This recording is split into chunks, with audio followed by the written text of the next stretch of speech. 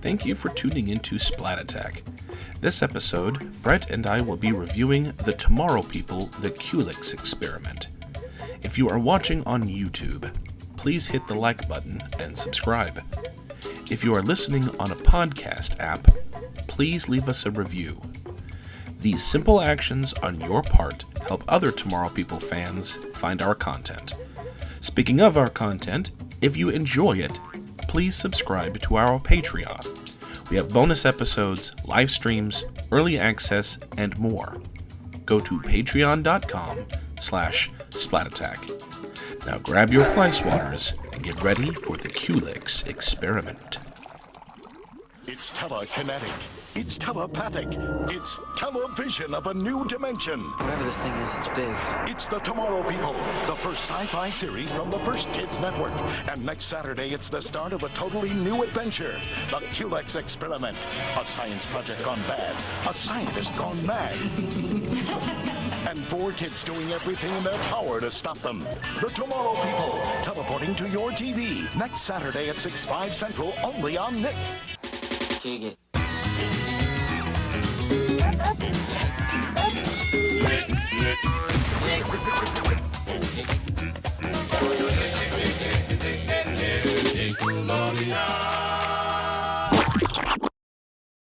Welcome, Slimesters, to Splat Attack, a 90s podcast that dives into our slime-filled past.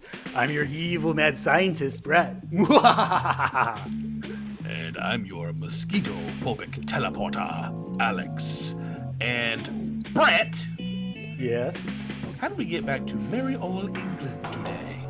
Well, for those who may remember, I went deep into the cellar door demon door from the Tale of the Dark music at the end of our previous Versus episode. And it turns out that dark void deep inside led into Dr. Culex's mansion laboratory. Who knew? And we need to tread very carefully because there's a lot of dangerous things going on here. Yeah, I know. Crazy bioengineered mosquitoes, bickering twins, cockneyed inspectors. I mean, there's a lot of stuff going on here. I've got a lot to say about that Cockney inspector. Yeah, me too. But before we jump the gun here, I just want to say, if you haven't checked out our previous miniseries review for the Tomorrow People, go check out our origin story on episode 23 when Christian Smid, who plays Adam on the show, joined us. That was a lot of fun to talk with him about it. Yeah, that was fun. Like I had said in our previous Tomorrow People episode, this is all very, very new to me. So I really enjoyed the first series, the origin story, a lot. So going into the Culex Experiment, my expectations were in the I hope to enjoy this area, and I was not disappointed. This was very, very good for a number of reasons, some intentional, some not intentional, but we'll get to that in a bit. But this is going to be a fun journey, so let's do this. Alrighty, well, we're not going to belabor anything anymore. Let's just jump right into the miniseries review because we have quite a lot of ground to cover on the way to Dr. Culex's lab. So the miniseries info is as follows. The Culex Experiment aired January 4th, 1994 to February 1st, 1994. And we should note that we are recording this episode one day before the 29th anniversary of this miniseries. So my, has it been a long time since then. The writers are Lee Pressman and Grant Cathro, and the directors are Viv Albertine and Alan Horrocks. And the starring cast is, of course, Christian Smid, who plays Adam, Christian Tessier, who plays Megabyte, Naomi Harris, who plays Amy, Kevin, who's, I forgot, I think it's Adam Pierce? Yes. Yeah, Adam Pierce. The great Gene Marsh, who plays Dr. Culex, Jeff Harding, who plays General Damon, and the twins, who are played by Lisa and Tessa Vale. Yes, they are real twins. I mean, look at them. How can you not tell that these are twins? Yeah, Alex is the missing link. He's the triplet they never knew. Just a slightly different shade of hairstyle. Yeah, you just need to be wearing purple and a black jumpsuit and you'll fit right in. Yes, Dr. Culex. Yes, Dr. Culex. So starting off with part 1, We open the episode with a steady pan across a blue-tinted cave adorned with large greenish-yellow cocoons and a giant glass tube akin to a blender. The atmosphere is dreary and ominous, accented by a drone of bug buzzing. We land on a woman watching a 4-panel screen configuration of a foggy forest, intently waiting for a figure to appear on screen. We cut to a man in a lab coat frantically running away in panic. The same drone from before is so loud and piercing, the man has to cover his ears. He just can't stand it. The lab coat man continues running off screen. Cut to a middle-aged woman who's known as Aunt Ruth in this series, with mousy brown short hair, trying to talk with Kevin, who is preoccupied playing the beta version of Sonic 2. She asks him, "Weren't you supposed to meet Kevin at the train station at 6 p.m.?" To which Kevin absent-mindedly responds, "Yeah, okay," even though he is clearly going to be late if he doesn't leave right now. Kevin snaps out of his trance, then hops on his bike to blaze through a country road on the way to the local train station. Cut back to the mysterious woman looking at screens. She becomes irritated when the boy intercepts the lab coat man, as if she was waiting for the results of an experiment to unfold. Kevin flips off his bike and lands hard on his head behind a wooden fence. Just then, Megabyte senses something is wrong and picks up on Kevin. Adam also senses it from the beach mothership we've seen previously in the origin story. Just then, the lab coat man is pricked by a mosquito on his neck and collapses on the gravel road. 2 masked assailants quickly motor in to pick him up and carry him away. Crossfade to the face of the woman in the strange cavern with cocoons as she instructs the assailants. The boy on the bike. He's seen too much. Get him. Well, what do you think about those opening scenes, Alex? Okay, so the bad out of the way first. Sure. Because I do very, very much enjoy this series. I enjoyed the first one. I enjoyed this one. I enjoyed this one more than I enjoyed the origin story. But it's got its flaws, which is to be expected. And one of the big things that I had issues with on the origin story was the acting on certain actors. Adam Pearce as Kevin being the main one. It just felt wooden. I can read people's minds. I've always been able to do it. When I was little, I could hear people talking, even when they weren't moving their lips. And when I got older, the voices got louder. And now these dreams, the ones with Lisa, now they come every night. Megabyte, I'm scared. What's happening to me? The fact that the series opened with him, I'm going, oh no. The writing for this better be really good. The story better be fun, because that's what hooked me for the last one. I don't want to put up with another 5 episodes of Kevin. Right. And then Aunt Ruth showed up, or Aunt Ruth, depending on where you're from, and she's not much better. Kevin Wilson, I'm his aunt. Oh, yes. I got here as fast as I could. What's happening? Is he all right? Typical British old lady. Whereas Kevin feels so wooden. She felt like community theater. Like she's really trying, but it's just not there. But you can tell she's kind of having fun with it. But the skill is not there. But I did enjoy watching her performance, because every once in a while, because she's trying, it would come off comedic. Whereas Kevin was just boring. But we'll get to the more comedic stuff with Aunt Ruth later. So I was not keen to get in with Kevin. I did enjoy the opening. I did like the. Oh no, we'll get to that in a minute. The mosquitoes, because I've got some things with the mosquitoes, but I did like. This felt like the beginning of Wild Wild West, the movie, the terrible Will Smith movie, because it had the scientist who was running away, who was being chased by the disc that's going to cut his head off. That's essentially what happened here. A scientist was getting away, and I do want to say that I think the comedy was better written this time around than the comedy was for the first series, because even the I thought you were meeting Megabyte at the station. Not till 6, Aunt Ruth. It's 25 to 7. Yeah, okay.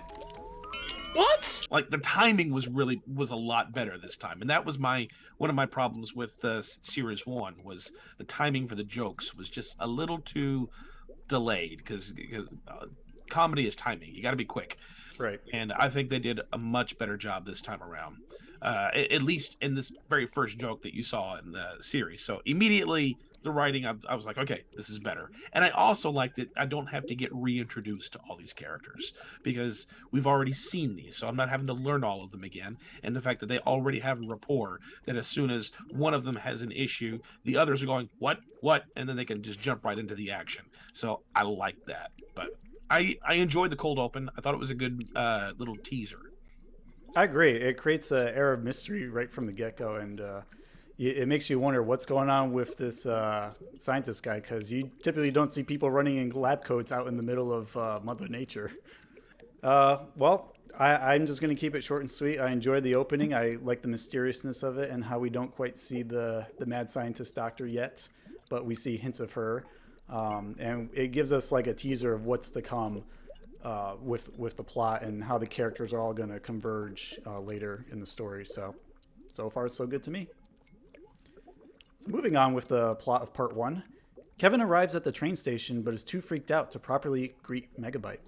He dashes into a phone booth to notify the police of the encounter he had on the country road. While Megabyte walks over to a Kit Kat dispenser to get a snack, a rather large, frightening mosquito attacks Kevin, knocking him out instantly. Megabyte shoos away the masked assailants who try to kidnap Kevin, but they get away on their motorcycle with a sidecar. Note the license plate, GF8915, for later. Adam teleports to their location once the assailants disappear. Both Adam and Megabyte try to wake Kevin out of his coma, but to no avail. They each then place their palms on Kevin's temple to try and communicate with him psychically. Fortunately, no response. Cut to St. Mary's Hospital, where Aunt Ruth comes to visit Kevin, and enter an African-British teenage girl carrying a wrapped bouquet of flowers in the hallway.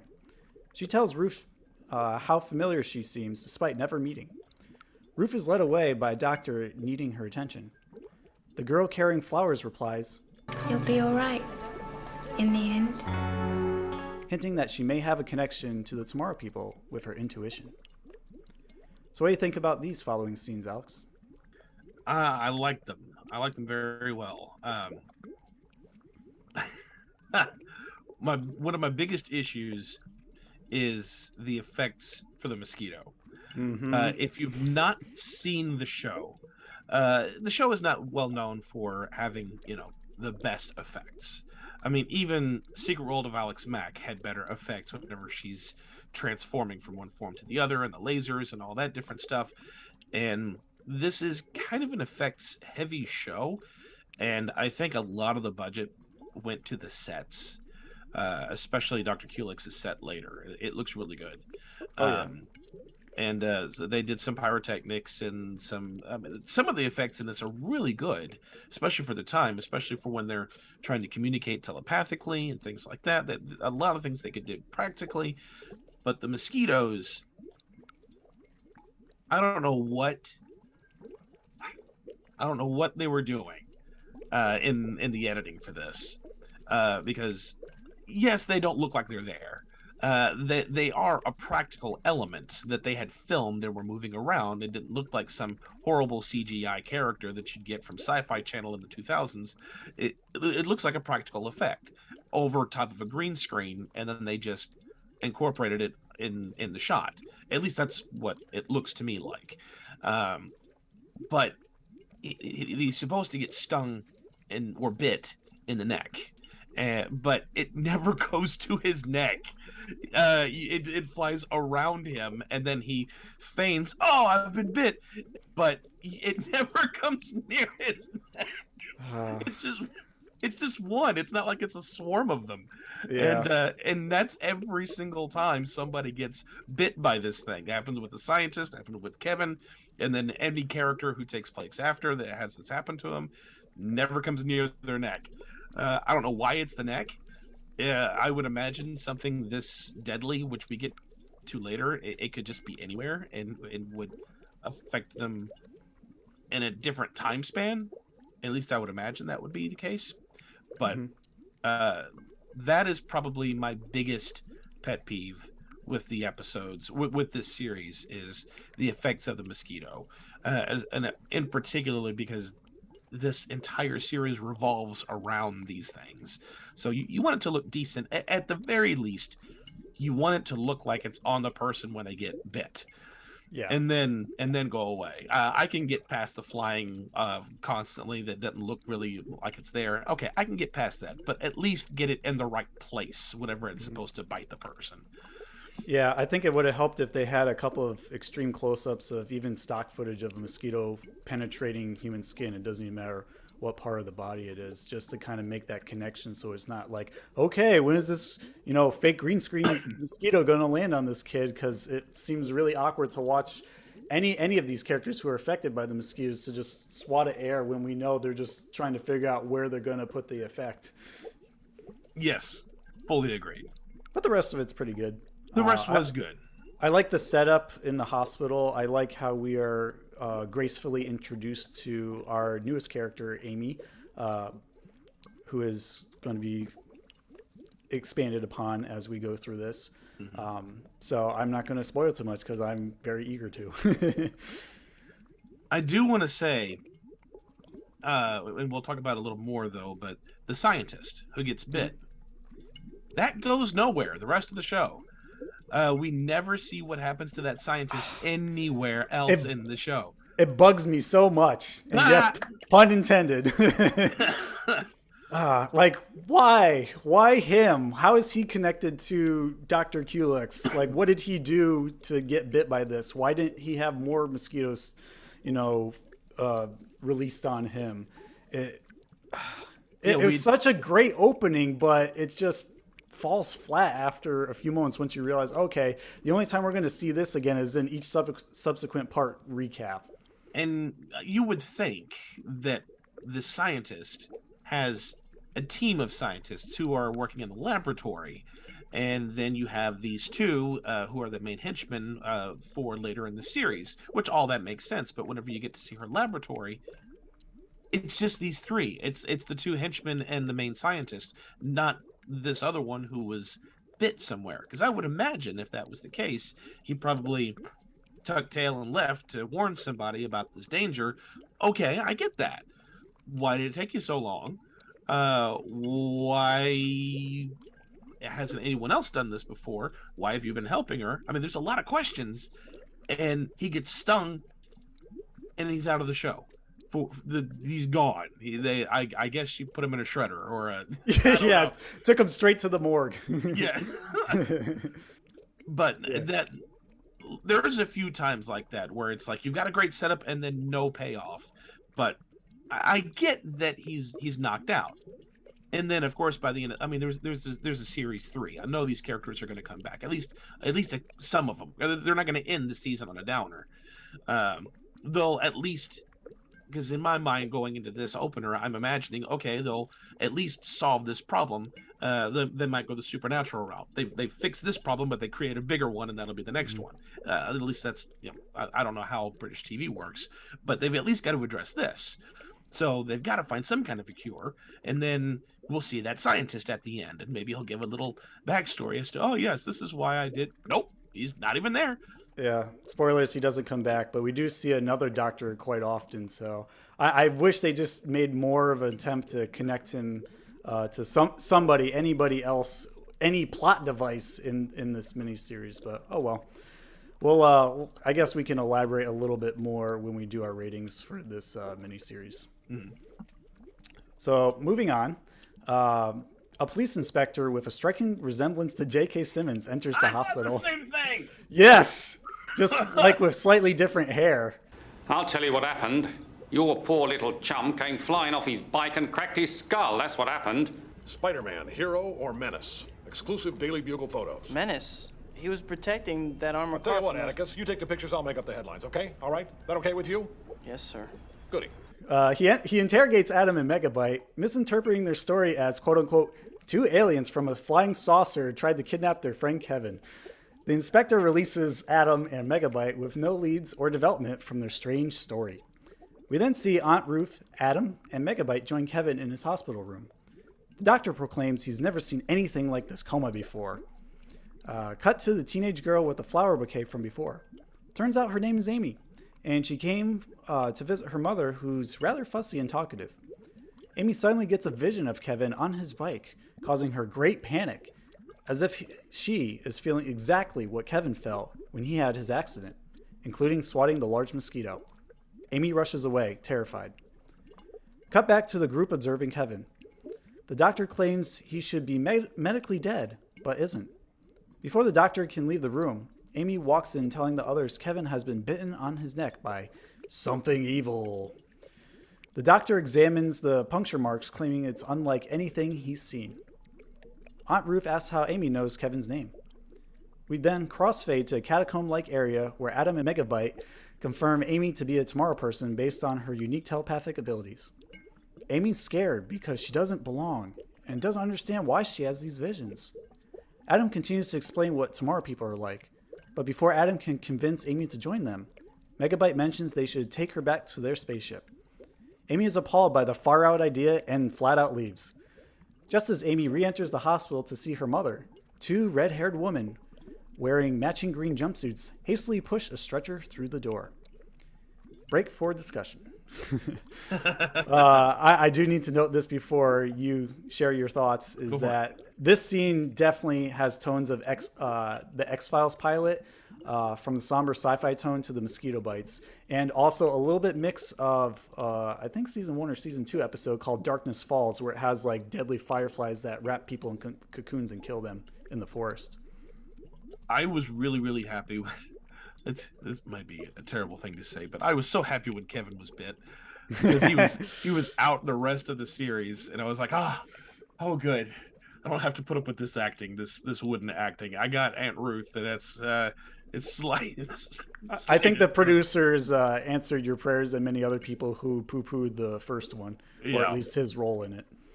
But in any time you replace Kevin Pierce with Naomi Harris, you're doing something right.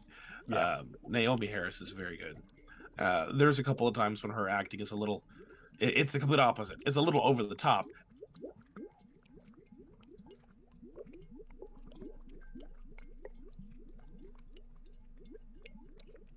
But it's usually in an area when she's trying to react to something that's not there, and she's still a child actor at the time. But she did a very good job. I really liked the dynamic between Adam and Megabyte. We didn't really get to see that explored very much in series 1, because it was mostly Megabyte and Kevin, and then Adam kind of leads a couple of them, but he doesn't really get much time with Megabyte. This one, Megabyte is his sense of humor is in full force, and then Adam is the nice, cool-headed, conscious, I guess you could say. And it was a really fun dynamic. I really enjoyed watching these two together. They were so fun. Case in point was the interrogation scene, whenever Megabyte is trying to explain what's happened, and J.K. Simmons isn't believing anything that he's saying.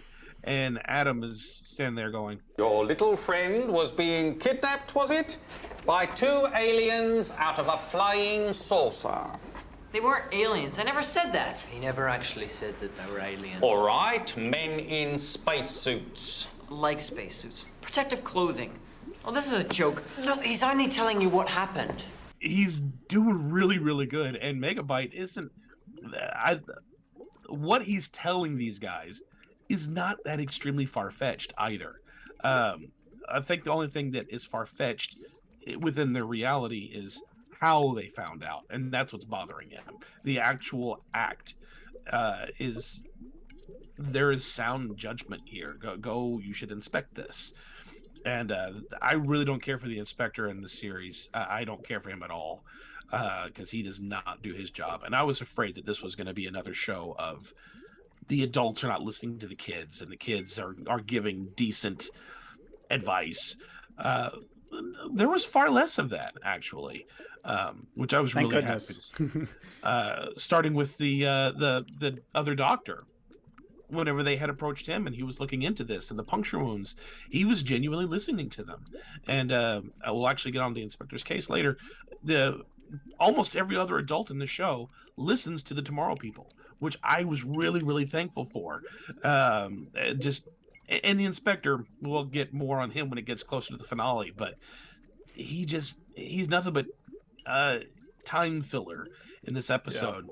and he's very inept, and I don't like this guy. It would be one thing if he was genuinely trying to do his job, and just kept hitting these unexplainable events and gets frustrated and wants to know from them, but they won't tell him because of the safety. I would get that. They don't even do that. It's just, nope, I'm not looking into it. This is stupid. I'm not looking into it. You're wasting my time. Like, come on, dude.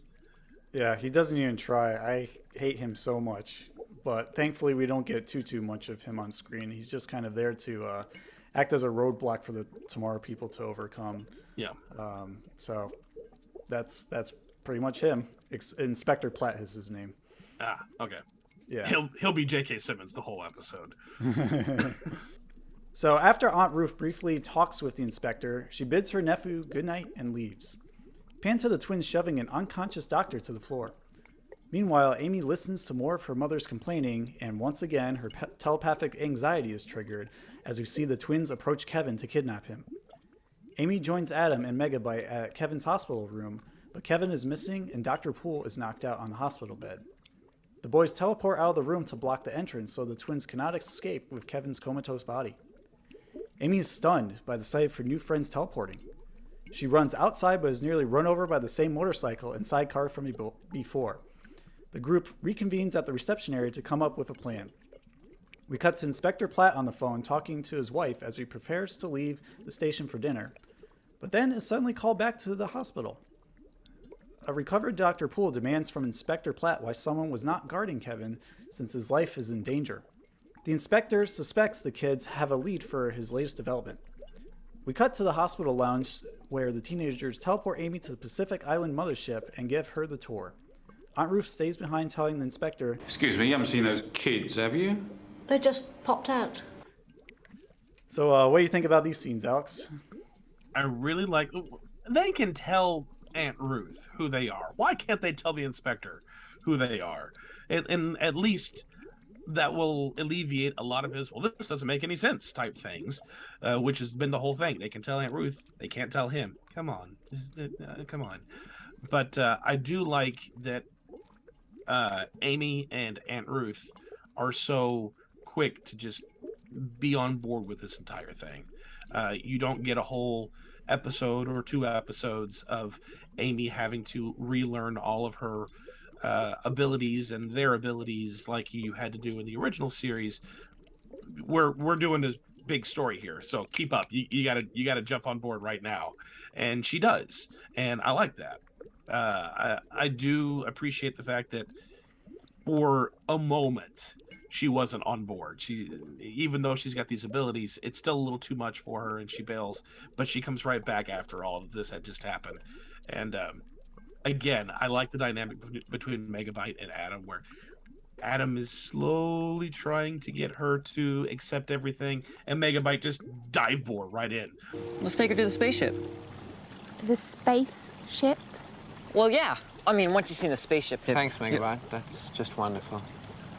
I was trying to break it to her gently, one thing at a time. Yeah, it's a fun dynamic. I like seeing them banter like that, and I think Adam has definitely matured more into a leader role this time around, because after they've established everything, he feels like the one to take responsibility since all the stuff that he's encountered in origin story, saving Kevin's life and, battling Gloria, the female Terminator and all that stuff. I will say I miss Adam's long hair this series. Yeah. But the short hair makes him look a little older, a little more respectable, I guess. But I do miss the rebel, cool-looking long hair. I just love long hair. Yeah. He did look like a surfer dude and fit the scenery for origin story. He did. Back at the mothership, Amy is overjoyed by the sense of comfort she feels in the Tomorrow People headquarters, calling it just like home. We jump back to the police station where Inspector Platt complains to the kids aren't telling him the whole story and pivots to interrogate the doctor. Dr. Poole describes the kidnappers as being 2 women with straight, dark, reddish-brown hair, medium build, pale complexion, and green eyes. The inspector appears baffled by the doctor's description. The doctor leaves, and the inspector crumples his notepad paper in frustration. Back at the Pacific Island mothership, Adam, Amy, and Megabyte do a psychic mind meld so the others can see Kevin's flashback channeled through Amy. We see Kevin's journey through the entire episode so far in strobing scenes leading up to a massive brown mosquito flying towards us on the screen. Amy freaks out, screaming Kevin's name. Adam and Megabyte restrain her. End part 1. So what are your thoughts on the final scenes of part 1 and just part 1 in general so far? The thing that I'm laughing about is the doctor's description. The description itself is not the funny part. The funny part is the fact that he said that he had a very undetailed description because he just caught a vision of them out of the corner of his eye as he's passing out. Okay, that makes sense. And then just to say, it was 2 women. Okay. Medium build. Okay. Red hair. Okay. And then gives more detail, and then gave more detail, and gave more detail. I'm like, oh no, you are no longer on broad description. You have completely described these to a T, and the fact that you've also said they're twins. You saw them. It wasn't just a brief glimpse. And the fact that, again, J.K. Simmons was not having it because, oh, heaven forbid, there are twins in this world. Twins! But I did like the episode. I liked the dynamic between the 3 main leads. I liked how the story was building. I liked, because this is all exposition.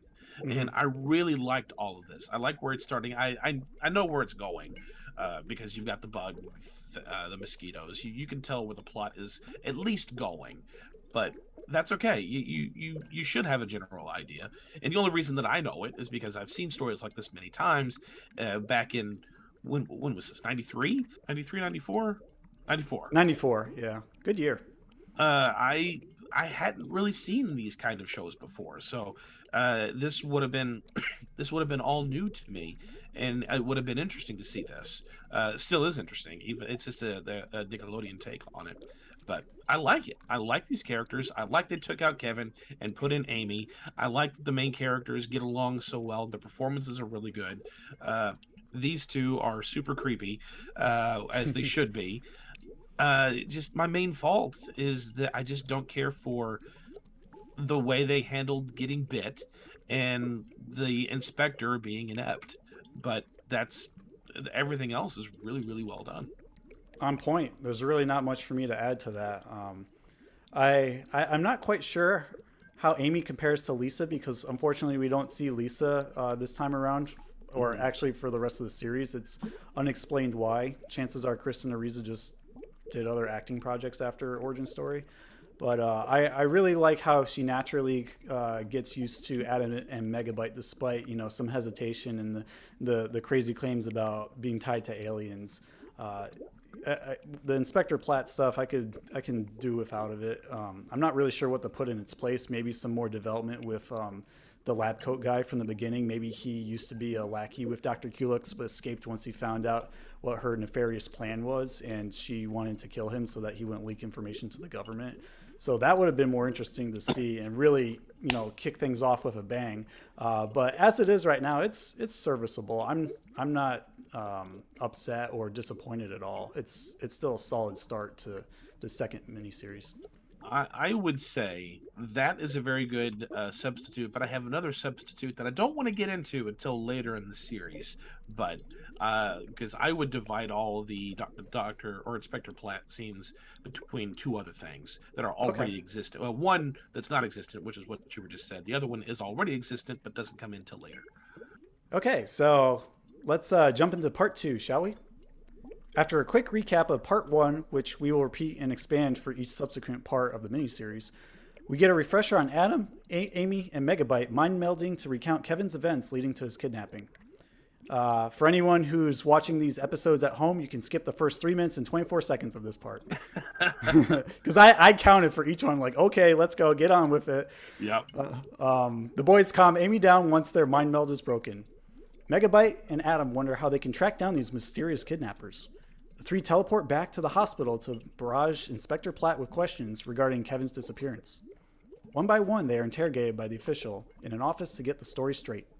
Megabyte pleads to take a break, but Inspector Platt demands that they're not stopping until the story makes sense. The inspector then asks what the connection is between all the kids. Megabyte retaliates with a series of quips. Megabyte tells Inspector Platt to stay out of it, but then the authority figure doubles down with a threat to arrest the group if they get in the way of the investigation. The next morning, we see Adam, Megabyte, Amy, and Ruth leave the hospital, wondering where to head next. Ruth offers to serve breakfast to the exhausted group at her place. We then cut to a young girl who will actually meet later in the miniseries and in another miniseries arc, playing fetch with her small black labradoodle. The young girl with the ponytail looks for her dog, Bonnie, in the bush after she throws a stick for her to fetch, but finds her lying down frantically breathing. Meanwhile, at Ruth's rural abode, the group eats some oatmeal while Ruth explains she became a vet because she dislikes most people and prefers the company of animals instead.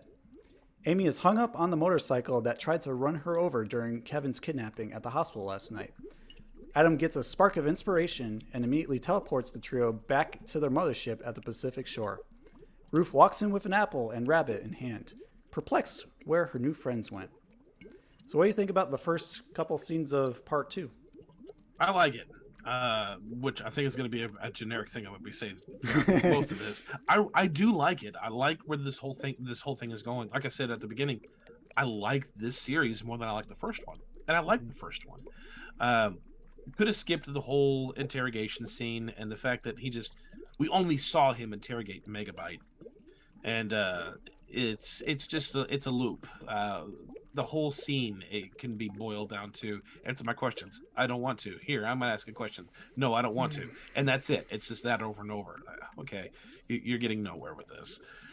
But I do like Ruth. I do like the way that she's written. She's very motherly to these kids, and we'll come over to the house, get some porridge, get some rest, and I liked that. I like how welcoming she is. I like the vet. It's her job plays into the story later, which I think is really good. At first, I was going, "What are they doing with this little kid out of nowhere? This does not make any sense." Yeah, it does. It was such a big jarring thing because now we've gone from characters that we know to new person, dog. I'm a dog, you're a dog, everybody do the dog. Bet you're gonna do the dog all day long. And thankfully we didn't see the dog get bit. It was an off-camera thing. Yeah. Okay. Good. Which, okay. I get it. It's a good setup. It's all good setup. It's going to pay out later. Definitely. Yeah, I'm not going to spoil anything because, we're going to cover all 5 of these miniseries eventually on the podcast because it's just a great show. But in a later one, this character will appear again and have a more elevated role. So be on the lookout for that once we get there. Moving on, Adam suggests the 3 do a mind merge to recall the incident and scan for any clues as to who the kidnappers were. Amy is unsure, but Adam reassures her it's natural once you get used to it, like a hidden power waiting to be unlocked by the right key. The 3 hold their palms up, and a series of slow motion images revealed the license plate of the motorcycle we saw at both the hospital and the countryside, GF8915. The group heads to the local police station, urging Inspector Platt to do a computer search on the license plate. Naturally, the closed-minded authority figure thinks they're playing a prank on him again, since they did not reveal this info to him last night during their interrogation.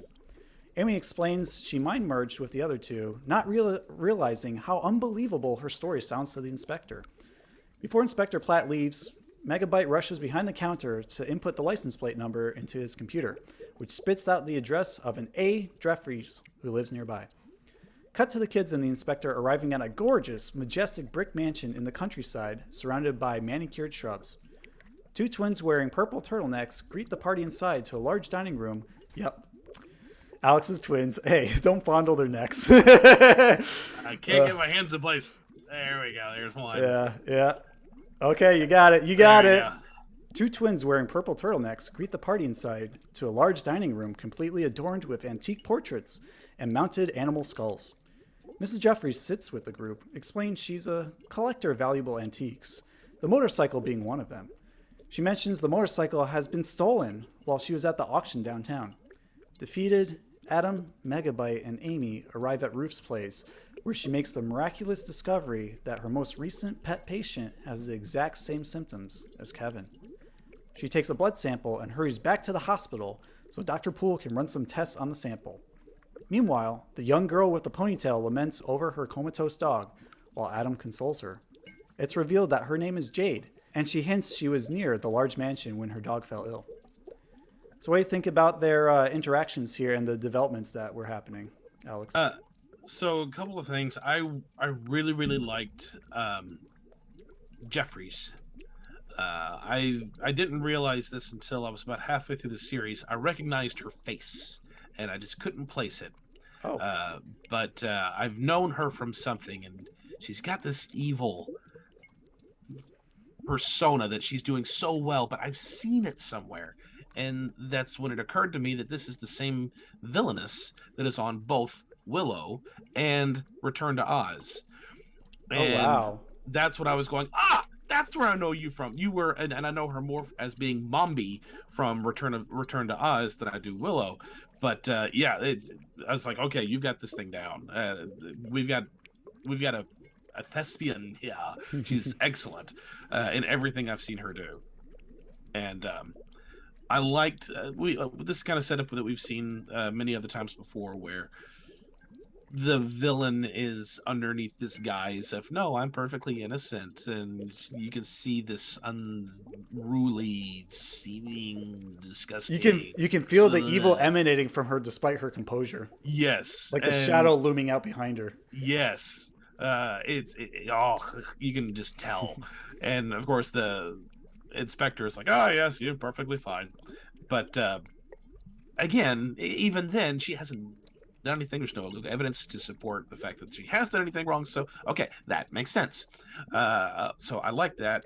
I don't remember which scene it was, but I was just talking about Ruth and how she does something. Some of her little quips and how she does certain things makes me giggle. This scene is definitely one of them when the dog has been bitten, because she's so excited, and Jade, yep. She was so distraught. Look at this. Is it yours? She. What happened to her? What happened to Bonnie is what happened to Kevin. She's in a coma. Exactly the same symptoms. The weird, slow heartbeat, the bite mark, everything. Do you want to tell us how this happened? She's very upset. Your dog's dying. Hooray! That's great news. This dog's been bit. Well, at least Adam was there to console her. He's a little bit more refined and gets the hint. Yeah, Adam was fantastic in the scene, and Ruth and Megabyte are just, you can tell she doesn't like people because she doesn't care at all about this child's feelings. Yep. Just makes a beeline straight for the dog. Doesn't even realize she's there. But and I had forgot to mention this earlier. I did really like the plot of the twins taking the blood sample of Kevin's and pouring it down the drain. They're smart. They've been told what to do, and they're doing a very good job. And made an extra understandable obstacle for the main characters. And I liked that this is naturally going this direction with the dog and showing the same symptoms as what Kevin did. I liked all that, and she's got a blood sample, and she's going to take it to the doctor. This is all makes sense. This is logical stuff that now that we've got the inspector out of the way, the plot's going. Every time the inspector shows up, it just stops. But he's literally a roadblock. He is. But all this is going really well. But there was one other thing. I don't remember which scene it was. And it'll be hilarious whenever I play it for you here in just a moment, Slimesters. But I got to find out what it is. But there was one scene that ends with Ruth leaving. She's just excited. They get ready to go do something, and they've got a lead. But the camera cuts to her, and she just says, "Okay," and runs. And it cuts. That's the whole shot. It was not even a whole second. She just, "Okay," and then cuts. And that little bit made me cackle, and it wasn't supposed to, but it did. It's just her delivery. I gotta go. Look, promise me you won't do anything silly. Yeah, we promise. Okay. Whether it's intentional or not, she has a very what's the word? Exciteful, cheerful, bubbly personality, and she brings a lot of levity to even some of the more heavier scenes. And I think that's what this miniseries is doing so well so far. Is it's got a very well blended mix of drama and comedy and suspense and mystery that it really feels like a very engaging ride from the get-go, and it still keeps you going deeper and deeper as more of the layers slowly unfold and clues are being fed to us. So yeah, it's a great start so far, even part 2. Yes, very much so. Back at the hospital, Amy has another argument with her mother about who exactly her new friends are. Cut to Adam and Megabyte sneaking into the mansion, which Miss Jeffries is well aware of their arrival as she monitors them from her 4-panel computer screen from an unknown destination.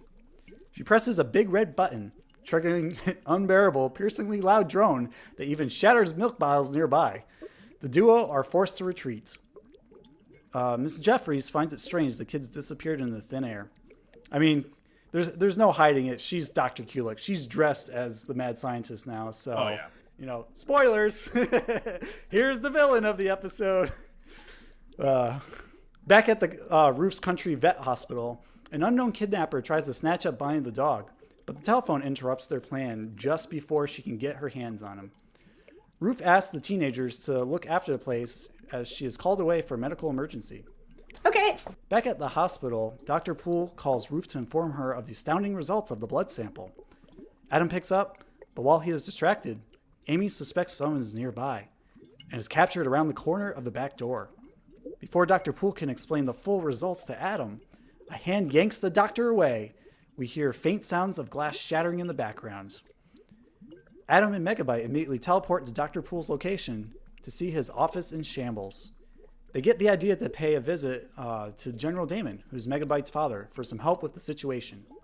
General Damon is delighted to see the boys at work, but has them wait outside as he wraps up a meeting. Megabyte scoffs on how 10 minutes in dad time is always lasts longer than expected. We cut to Dr. Culex and the twins examining Amy in her underground lair. The mad scientist grins, sensing the level of terror rising in Amy. She further elaborates on how not every creature in nature can sense such fear, but her favorite creature, the mosquito, they are magnificent and beautiful. We see a close-up of a biologically engineered mosquito with a thorn-like head and striped white and red body. Amy acts appalled. Dr. Culex offers a quote-unquote demonstration of how her pet project is wonderful. The twins shove Amy into this weird blender or bug zapper canister while the three laugh maniacally. Dr. Culex places a vial containing one of the mosquitoes into the slot of the canister. Amy panics, calling out for Adam and Megabyte while the mosquito hovers over her face. And that is the end of part 2. What are your thoughts on part 2, Alex? Once you took out the inspector, the plot moves. I mean, it moves at almost breakneck pace. This was the part where I was talking about how this is what I would substitute the inspector scenes with. Flesh out where the scientist came from and bring in General Damon sooner. Because obviously they're not going to want to go to the authorities with their abilities. Because that was the whole reason that they were trying to get away in Series 1.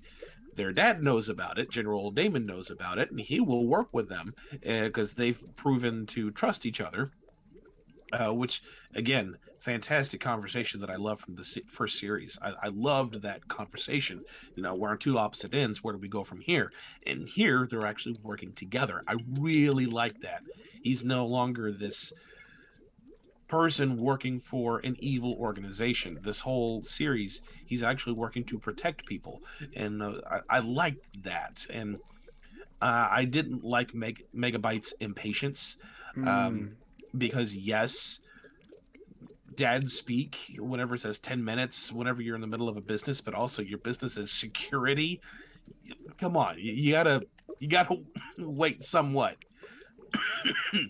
But later it's revealed that he didn't actually take that long. Because Megabyte says, 10 minutes in dad speak is 2.5 hours. No, wasn't that long at all.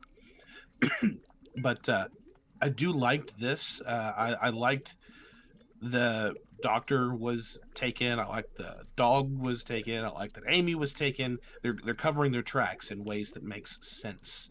I liked it. I liked the whole thing. I enjoyed the maliciousness of Dr. Culex and how much he just savored people being afraid. I wish they had explored that a little more with the amount of time that they've had with her, because there's so much to cram into 5 episodes. And if they had taken out the inspector altogether, they could have fleshed out some of these other characters a little more. Yeah, even the recaps too. But I know they do that for the entire series because, back in the 90s, if you didn't record shows with your VCR, you had to catch it like the following week or the week after, and make a note for the time as appointment television was a thing. So I can understand why they're there, but today it's rather obsolete.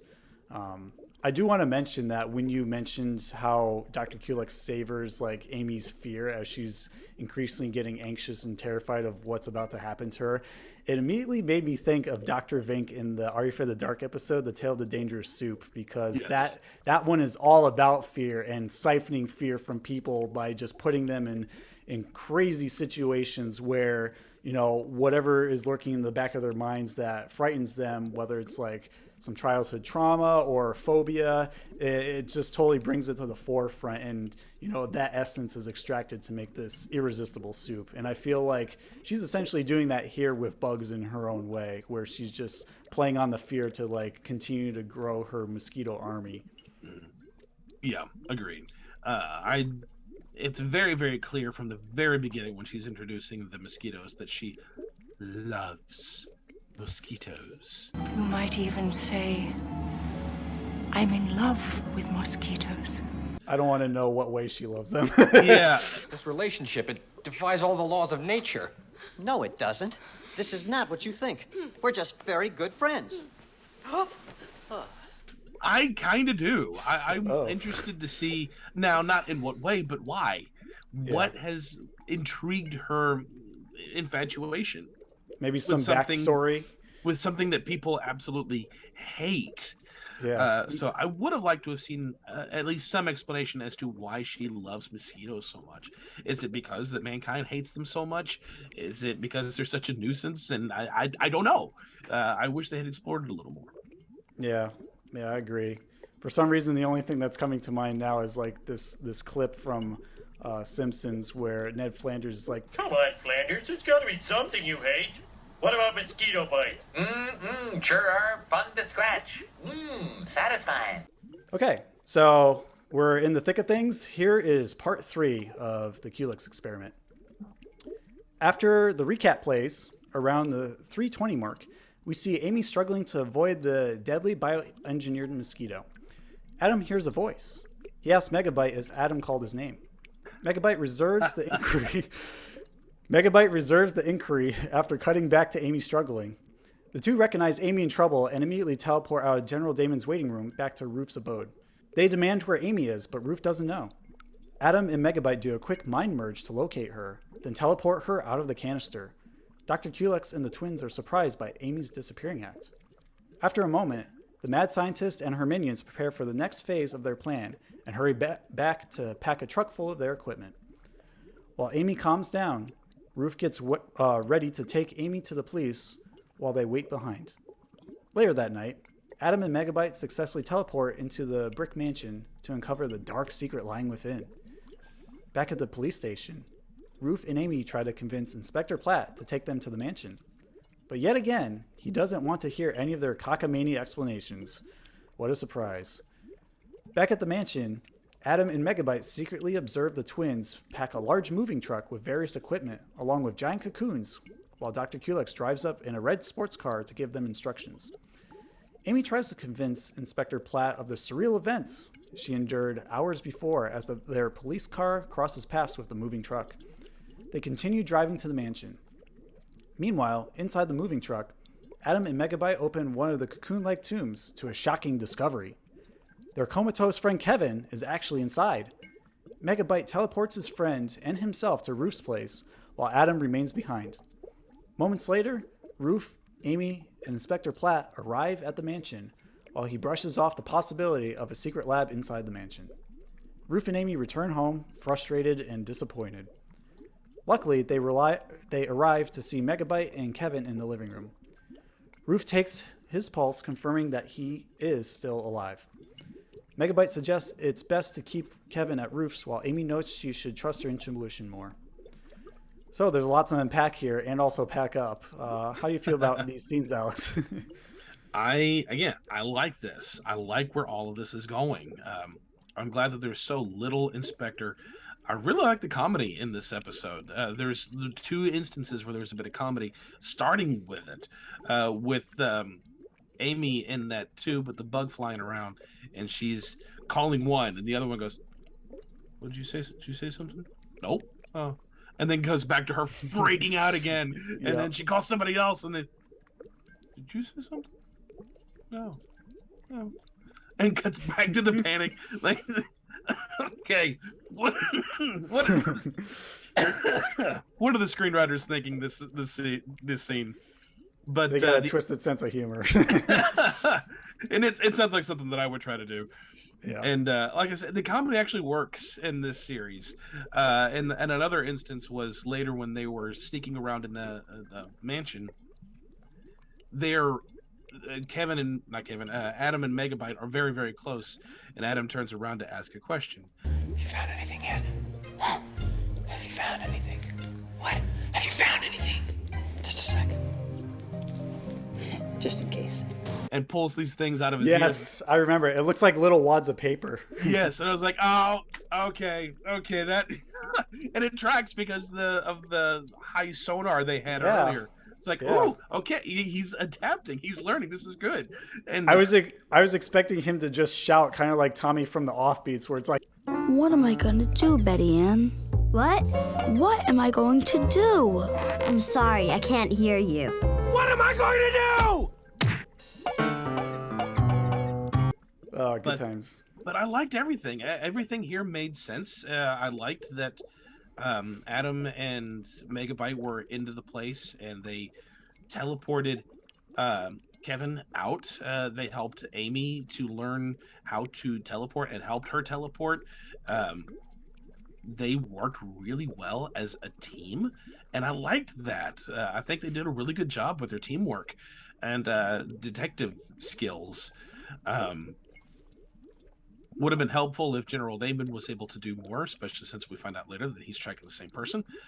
So it would have been good to have them all work together and have more obstacles in the way between Dr. Culex and the 2 red-headed wenches. Whatever you want to call them. There you go. But yeah, I like this opening, and now we're getting into some really, really fun stuff, and I can't wait to see where this goes. Wholeheartedly agree. It really keeps you guessing. It's like a game of chess now. Everything is falling into place. It's well orchestrated. You're trying to see who's getting a one-up on each other, the good guys or the bad guys. And everything plays out at a very nice, even pace. It doesn't feel slow or fast. You know, even in the more tame moments, you get some fun bickering from the twins in between to keep the brightness going, so it doesn't feel stale at all. I particularly love how when they insult each other, both for the tea and when they're moving that cocoon tomb thing, they're calling each other literally just animal names, like, "Oh, you're a ferret. Oh, you're a chinchilla, squid, lobster." Like, just hang on to it, chipmunk. I'm hanging on to it. Ferret, weasel, chinchilla. It reminds me. Why? It reminds me of Teenage Mutant Ninja Turtles, the movie. Yeah. With between Donatello and Casey, when they were insulting each other back and forth, but they were going using the alphabet. Because their first insult had to start with an A, the next person had to do one start with a B, and back and forth, back and forth, back and forth. So they're making a game out of it. Yeah, they were making a game out of their insults, and that's what this reminded me of. No way, Atomic Mouth. Gilligan was her main man. They'd be married and have 6 kids by now. Gilligan was a geek, Bufferoni. You're the geek, Camel Breath. The dome head. L Flips. Let's give this a try. See if this transplant worked. Fungoid. All right, here goes. What are we on? G. Here goes, gackface. I'm ready, hose brain. One more thing I want to add before we jump back into the synopsis is that this is actually when my earliest memory of the Tomorrow People happens. I know I did say that I watched, or I shouldn't say earliest, but definitely most vivid memory that I could recall before anything else. Because I did mention in episode 23, I caught the origin story when it first aired when I was like around 4 back then. But for some reason, Kevin lying in his cocoon tomb in the back of that truck really stuck out to me. Just the imagery is like, whoa, what's happening here? Is he going to like turn into a bug in this thing, or is he going to be wrapped up and eaten alive, kind of like how the kids were wrapped up in Are You Afraid of the Dark? The Tale of the Manaha at the end? I was very curious, and I think that's where some more of my Are You Afraid of the Dark memories are seeping in, because for some reason I thought, based on Kevin's haircut, that was Tucker from the Midnight Society in there, not Kevin.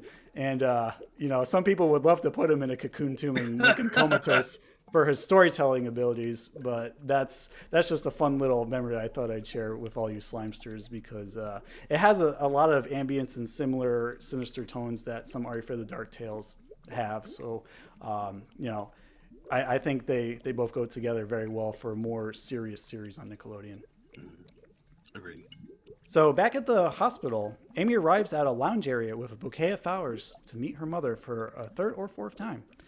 Amy's mom wants her daughter to spill the beans on the whereabouts of her location these past few days, but Amy hesitates. She then confesses that she's involved with some high-stakes circumstances and needs to keep it a secret to protect her mother, which she explains in an Oscar-worthy monologue. Amy's mother tears up, sensing her daughter is now a mature adult and her daughter is not a little girl anymore. They share a tender hug. Meanwhile, Dr. Culex's truck crosses the London River, and Adam telepathically sends his latest location to Megabyte. I believe it's Griffith Drive or Griffith Park, something to that extent. Amy joins into the mental conversation as well. Megabyte mentally remarks that the porch could be better, despite telling Ruth it's great. Adam recognizes General Damon's office, where the truck drops off one of the twins disguised as a window washer. Adam tries to update Megabyte, but Amy tells Adam he already left. We then see Megabyte arrive at his dad's office to talk with him, but his secretary instructs him to wait until his father's meeting is over. Megabyte grows impatient while General Damon describes the plan to protect Dr. Connor and her son when she arrives for the upcoming conference. Unbeknownst to him, one of the twins is listening in through the office window behind them, recording all the juicy details on a portable tape recorder. Megabyte bursts into the office, unable to wait any longer, spotting the spy. Everyone disperses to catch the disguised twin in the labyrinthine business atrium, but she gives them the slip by hiding behind a column. General Damon orders his men to search the perimeter for the spy once more, while he catches up with his son about the details of the mess the Tomorrow People have gotten themselves into. Adam enters the urban hideout of Dr. Culex, observing the strange cocoons suspended in the air. Just then, out of nowhere, the other twin minion grabs an oil drum and flings it over the railing to injure Adam. Adam flinches in a snap zoom for a dramatic effect. End of part 3. So what would you like to say about the final scenes of part 3, Alex, and part 3 in general? So this started really, really good. And then it got a little Scooby-Doo, and then yes, and then ended Mystery Files of Shelby Woo. I really enjoyed the communicating scene. I really loved that scene with Amy and her mom. I was afraid they were going to do the daughter and grandma scene, or I can't remember if it was grandma or mother, actual mom from series 1.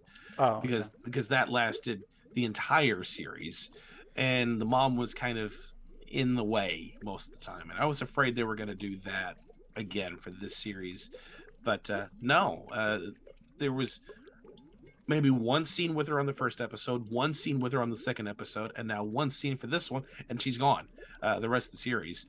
And I really liked that there's a huge I liked how they both series handle parent child conversations, and it's about the same time, because mom has no clue what Amy is going through, and she wants to know, but she's also trusting her daughter, and she can see the passion and the authenticity, despite I can't be openly honest with you about the situation right now, but I will. And the fact that she knows her daughter's character and now she's maturing, it's incredible faith on mom's behalf to take what her daughter is saying for what it is. It's a beautifully written scene, and very well acted as well. It made me tear up every time I watched it, just with the combination of the subtle hints of the main theme interwoven underneath. You know, we get a lot of pushing and pressure and interrogation from her mother for the first couple times we see her, but finally, you know, there's that level of understanding that I'm not a little kid anymore. You just have to trust me. And I think, you know, all you Slimesters out there who are also parents to lovely children, you understand those moments when your kids grow up that you realize, okay, maybe it's not my time to do all the protecting and talking for anymore.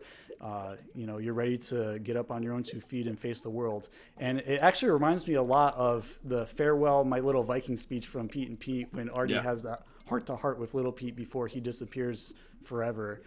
So it's a very poignant scene, and I love how it just like is plopped right into the core of the miniseries to remind you of who this character is and the tremendous growth she's already growing into since her appearance in part 1. Mm-hmm. I agree. It's and we have been through that. All of us adults at some point have had to have a conversation with our parents of, you're gonna have to trust me. You're gonna have to let me go and do my own thing and trust that you've done a good job parenting me enough that I can know the difference between doing what's right and what's wrong. And we've had these conversations before. I know I have with my parents, and they absolutely hated it. Yep. But the reason they hated mine was because they thought Megan was pregnant and we were just dating. Megan had gastritis, and we knew we weren't pregnant, but we're young adults and coming out of being teenagers into young adults, and we're not supposed to have kids right now. And you can say that we've not done anything until you're blue in the face. They're not going to believe that until we went to I took her to the ER, and the very first question, is it the 9-month bug? No. Well, we're going to test anyway. And it wasn't. They came back later. It's just gastritis. And then I got to have that conversation with my parents of, you're going to have to trust me. I've already proven you can trust me. Okay. And then they backed off. But we've had those conversations before. And parents, now generation parents are going to have that with our kids. And it's not something that you get to see a whole lot on Nickelodeon, and especially in a sci-fi show like this. And I thought it was really, really well done. Yeah, wholeheartedly agree. I did like the scene when they were on a conference call telepathically. I thought that was really fun. I liked that even though this was in the 90s, they're having a cell phone call without cell phones. I thought that was fun. And the fact that no one can jump in and they can go in and out when they need to, so they can be there. It's a fun dynamic. Give us a couple of decades, I'm sure we can make that a reality. Yes. But then it turns full Scooby-Doo. And I have to remember that this is a kid's show. Because one of the twins is at the conference room window behind General Damon's back. She's got the little suction cup on the window, listening in on the conversation, recording it, but still pretending to be a window washer, even though she hasn't sprayed the window. She's just wiping it dry, and you get that the whole time she's wiping. And what's bothering me about this whole scene is everyone who's sitting at the table is facing her. They're facing General Damon and her behind the window, and no one notices she's there until she's Megabyte. Purple and white. She sticks out like a sore thumb. Not doing anything, washing the same window pane with no liquid, and then Megabyte pops in, and within seconds, hey! And then everyone, oh, hey! Like, no, you guys are idiots. Whatever security team this is, you guys fail instantly. Yeah, this is like police academy Pee-wee division or something. Yes. Like they can barely get their feet wet with spotting spies. And speaking of spies, I do have to insert this here real quick for Are You Afraid of the Dark fans. All I can think about as Megabyte just burst in and pointed out the obvious was the red coat from the Tale of the Long Ago Locket, where he calls Will Friedle a spy! They all chase him out of the woods into present day from Revolutionary War woods time travel time. So that's a fun little Easter egg connection there for you, for everyone who's keeping track that, yes, I've somehow managed to continue to make a connection to Are You Afraid of the Dark with every single episode we've done on this podcast. And the chase scene. The chase scene was fine until the way she got away. They're all still behind her. I mean, they're chasing her and she ducks behind a column. They can see that she went behind the column from the angle that she was running, and they all run past like Scooby-Doo. Like, come on. There's got to be. You just had a very solid start to this episode, and then you went full goofy. Yeah. But that's okay. Again, kids show. I'm willing to let it go. They're gonna find a way to get away anyway. This is just the easiest one with the time that they've got. Okay, I'll let it go. Yeah, I do have to say it is visually entertaining to see them run through all the different corridors and balconies of this building. It definitely does have strong Scooby-Doo vibes, and I'm sure anyone who's seen that and also seen Tomorrow People could make that connection. I just have it playing in my head. Culex Doo, where are you? We have some mosquitoes to make now. Oh man, that's great. Yeah. Well, before we start part 4, we're actually going to take a commercial break because we have some insect specimens to examine under a microscope before some evil twins steal the blood samples. So sit tight. We've got more miniseries review to cover after these messages. We'll be back with more of the Tomorrow People. Venus DeMalo and the Roundhouse cast, Mark and Max Wiener, Little Bear, along with game show contestants, podcasts such as Big Orange Couch, Slime and Slashers, Prime Nostalgia, Up All Night, and more. Wow, what a season this has been. Join Brett and I next week as we discuss the highlights, challenges, some behind the scenes, and some exclusive moments from our Patreon that you Slimesters missed during our 3rd season, along with some future plans for the upcoming season. Thank you all for splatting around with us this season. We look forward to sharing these memories with you on our Season 3 overview. Lights! Whoa. Camera! Not what I had in mind, but action! Let me try and get this. There it is. Should we go? Yes, the 90s Nickelodeon host that really sticks with you. Join Brett and I, along with special guest Amethyst, as we cover the rich history of Stick Stickly. We cover the inspiration of the series, Nick in the Afternoon, the various segments, his family, the specials, the revival, and more. You will only find this available on our Patreon. Go to patreon.com/SplatAttack. Now, back to the action. And we're back from our commercial break. Alex, are you ready to dive into part 4? Yes, I is. Awesome. So let's resume this experiment. After the recap, we see Adam dodge the oil drum, but is immediately smothered by Dr. Culex, leaving him unconscious. The twins drag him away. Back at General Damon's office, Megabyte mentions Dr. Culex, to which his father slaps a document containing her portrait on the table, warning him she is a dangerous woman. Megabyte further adds they're all psycho and tried to kill him and his friends. General Damon demands her whereabouts. Megabyte attempts to contact Adam telepathically, but no reply. We see Adam being locked away in one of the cocoon tombs that Kevin was found in a previous part. Back at the office building, General Damon struggles to connect with his son, claiming he can't offer any info on his end about their security operation. Meanwhile, Ruth examines a poison under the microscope, to which Amy adds if they had a cure, they could reverse Kevin's condition. Ruth dismisses her hopes, claiming it could take weeks or months to develop a cure. Megabyte enters to get updated on the situation. Both Amy and Megabyte yawn, despite not being tired, cluing them that, Adam is unconscious. they're channeling that. Ruth asks what's happening, but Amy reassures her they'll be back. Amy and Megabyte teleport to Dr. Culex's city hideout to recover Adam from one of the pods.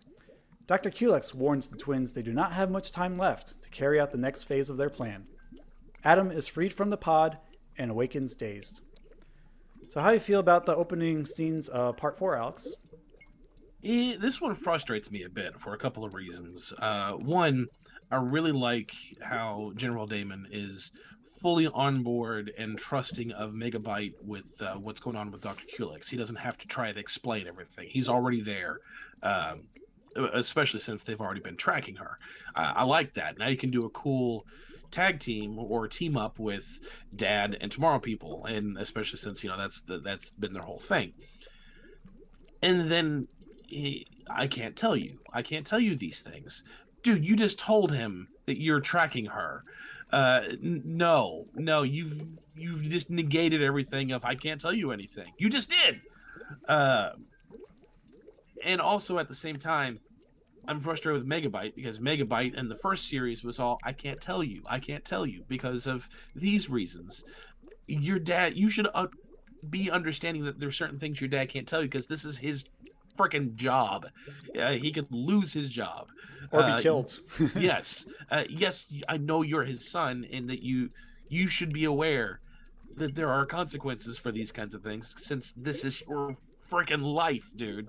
So both areas here I'm a little frustrated with, and I'm also really frustrated with Ruth in this scene because you're a vet, not a scientist.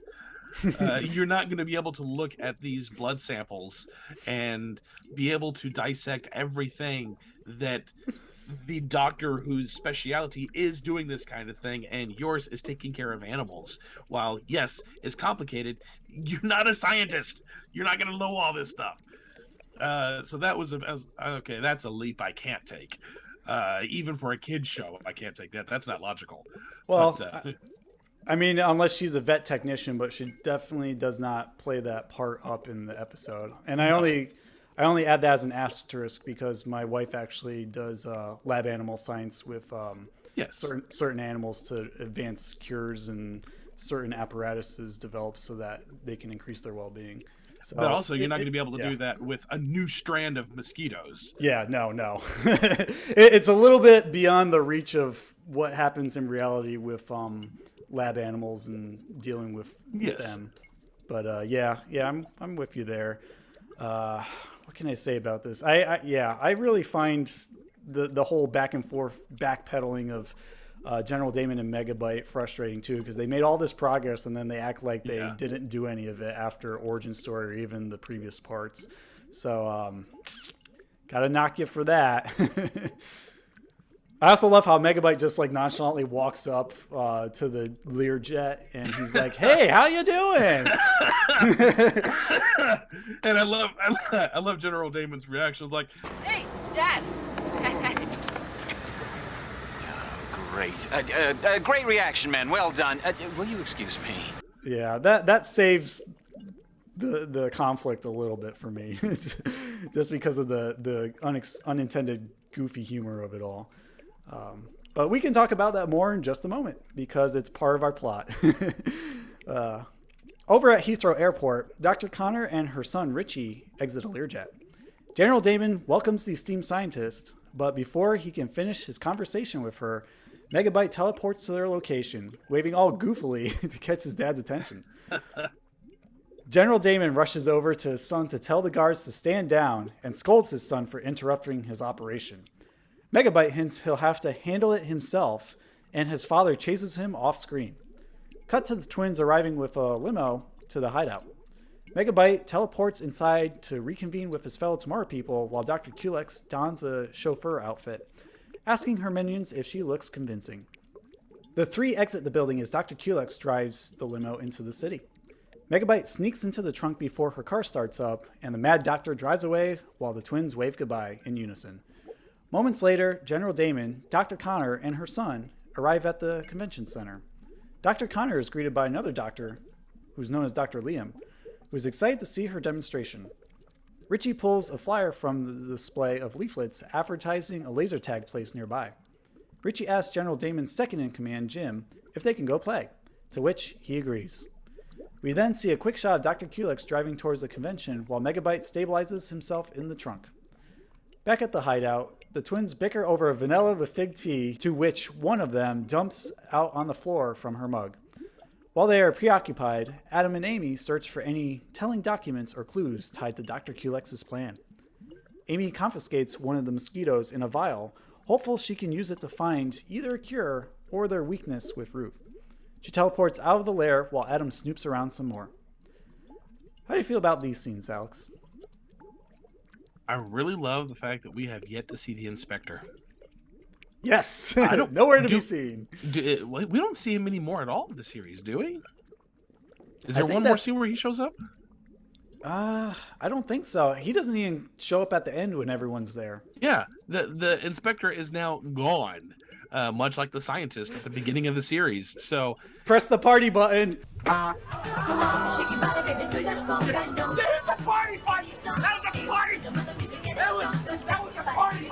Again, why? You didn't need him because you don't even have a payoff with him. He's not the one who was responsible for getting anyone arrested. He didn't do anything to assist at all, and that's his frickin' job also. No. But this next portion of the episode moves along a lot better. I don't have a lot of that backpedaling or back and forth of stuff that doesn't make sense. It's back to new characters, advancing the plot, what's happening, what's this demonstration, and at this point, I'm just, what? Okay, plot, give me what's going on, and it's giving me pieces of things to advance the plot, and I'm excited about this. I like the setup. It's back to setup mode to set up for the climax. Yeah, that's a good way of putting it, because I feel like they got derailed with some of the bickering between Megabyte and General Damon and some of the side plots that are happening that they're trying to close up by part 5. But I feel like it's regaining its footing. It's getting back on track and starting to piece together the clues and, have everything directed to this big climax that we're anticipating in the next part. So it's looking good so far. I like how we see Dr. Connor's relation with the other adults slowly unfold. I find the laser tag moments with Jim and Richie are pretty fun. Always fun to see laser tag on TV, even if they have very goofy, forced reactions like,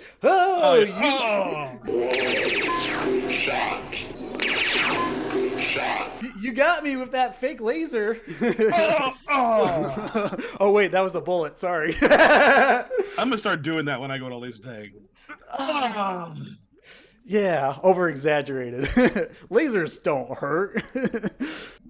Yeah, I really enjoy how things are just getting back on track. It's more evenly paced. We're being introduced to Dr. Connor, who's going to be very pivotal to the climax of the series, and how her relation is to the rest of the characters that we're introduced to, especially the adult characters. So it's looking good. It's well paced. Yes. So getting back to the action, downtown, Dr. Culex, disguised as the limo driver, picks up Commander Scott, who is due to meet with both General Damon and Dr. Connor. The commander asks if her limo driver has been a chauffeur for long, to which Dr. Culex ignores her question. She then throws a vial of the, what I call biosquito, into the back seat and raises the automatic window divider to protect herself. Commander Scott is stung and remains in the parked limo unconscious, while Dr. Culex lifts her outfit and fingerprints to act as her doppelganger when meeting with the general. Not a moment too soon, the imposter meets General Damon with the premise that she's in a hurry. General Damon instructs her to place her palm on the scanner, which gains her maximum security clearance. She chuckles sinisterly as her plan continues to flow accordingly. Back in the parking garage, a man in a suit locates the real Commander Scott passed out in the back of the limo. Cut back to General Damon's office, where the imposter requests a complete dossier of the security plans of the conference. For the conference. General Damon questions her motives, but she blocks his inquiry by reinstating her authority. Cut back to the parking garage, where the man in the suit opens the trunk, revealing Megabyte's hiding spot. The officers stare at him perplexed. Meanwhile, in the World Scientist Convention, Dr. Liam introduces Dr. Connor as the speaker for today's event. Back at the hideout lair, Adam finds a critical piece of information with the headline, "Scientist Jailed," and an image showing Dr. Culex and Dr. Connor standing side by side as colleagues. Cut to Dr. Culex stroking her ego as her dastardly plan is coming together, despite her unwillingness to deal with kidnappings. She cackles an evil laugh as the camera pans away to Dr. Connor as she introduces her replicating cornucopia machine, demonstrating a single grain of rice, multiplying rapidly at an exponential rate. The room floods with applause at the marvelous spectacle while Dr. Connor smiles. Suddenly, Adam and Megabyte run towards General Damon to warn him of impending danger.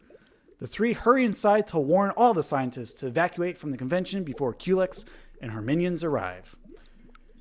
How do you feel about these scenes, Alex? It was a very, very packed convention center. Are you being sarcastic? Yes. That's what, all of 6 people? Yeah. It's basically just the scientists from various countries showing up. So I was expecting a little bit more of a turnout, considering this is supposed to be like a scientific breakthrough that they were looking for decades. And I know they're trying to pack it in as much as they can with the limited space. I mean, everything was tight. Tight building, tight room, tight lighting, and then spread out the people that they had. But yeah, there should have been a lot more people for this, especially for something this monumental. Yeah. That's really the only nitpick that I have. I really liked her as the limo driver. I liked her scheme. I liked that she was able to spray this thing on her hand and then peel it off like latex, and it would be serve as a glove that she could use her fingerprints for the scan. It was awesome. I really liked that. I liked the machine, the cornucopia machine. I like how she said it's bionic, and she just uses rice. You could have used something living. Using this machine, you too can feed a third world country. It's called 555. 555. Yeah. No, don't call that number. We know it's Cox Unlimited. No, I like this. I like it. It's a very, very. I'm seeing where this is all going now, and I can't wait to see the payoff. Yeah, I'm with you there too. Aside from the extras, it's nice to see where the plot is going. You can kind of get a little bit of what's the word? Foresight of where it's headed. Yeah. Because of how the pieces are falling into place now, and obviously we don't have much time left to resolve things. So we introduced the object of desire and what the doctor mad scientist is after, and now we have to figure out how they're going to either get it away from her or foil her plan so that she doesn't have it. But I'm getting a little bit too ahead of myself because we're almost at part 5. So elsewhere, Richie and Jim play a relaxing game of laser tag. You got me. Richie scores the first point, though Jim doesn't seem to mind.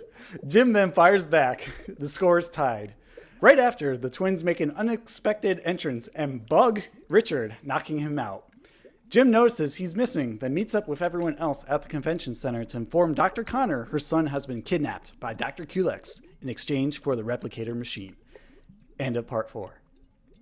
Dun, dun, dun.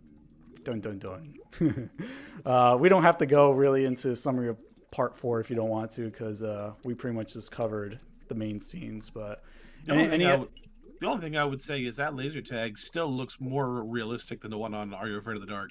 Yeah, I really enjoyed this a lot more. I wish this was just the Tale of the Laser Maze on Are You Afraid of the Dark, because I really dislike those twins, and I dislike that Drake guy who's like, super!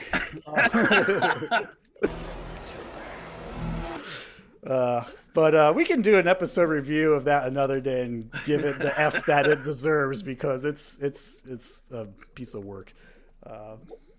Getting back on track. Let's wrap this bad boy up and foil Dr. Culex's plans with part 5 of the Culex Experiment. So after a quite large recap, we pick up after where we left off at the 442 mark with a pair of dead biosquitos being examined by Ruth and Amy. Ruth mentions the creature is composed of mosquito, locust, hornet, and scorpion, and how when we take Mother Nature into our own hands, the results are dreadfully dire. Amy feels frightened at the revelation and shares her sentiments with Ruth.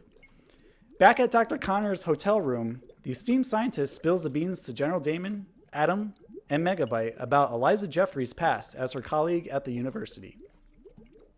She recalls even back then her friend's obsession with mosquitoes, as she tried to engineer a new strain of the insect, but because the process takes months at a frustratingly slow pace, her plan was to steal Connor's machine to instantly create swarms of her beloved experiment to dominate any territory she desires to conquer. In turn for returning Richie to her mother, Dr. Culex received the machine from Dr. Connor. In turn for returning Richie to her mother, Dr. Culex will receive the machine.